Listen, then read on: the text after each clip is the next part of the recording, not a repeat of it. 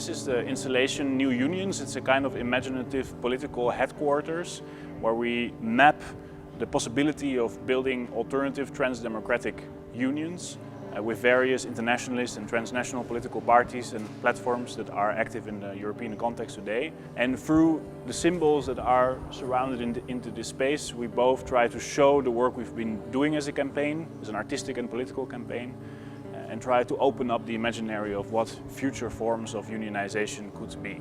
Personally, I believe that there is always a relationship between art and power. And that whether it is in the context of the market or whether it is in the context of the state, the structures of power that are dominant in a society impact the way we see culture.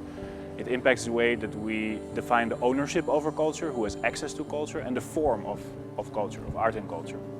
So for me it's extremely important that as artists we are aware of this and that we commit and work together when it comes to unionizing the imagination of art and the imagination of politics, the imagination of emancipatory art and the imagination of emancipatory politics. This exhibition has not traveled a lot in the form that it is. It was really made specifically for the Teatro Garibaldi, especially this enormous version of the map. It's the fourth version of this alternative trans-democratic map of Europe.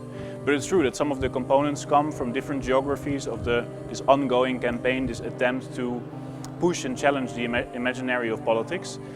But of course, if that is only an image, if it's not a lived image, then what does it mean? For me, it's very important that an artwork also hosts and influences and challenges and inspires the process of assembly, of bodies assembling and in an attempt to find links and common ground and inspire one another's imagination in the process of making such a union a reality.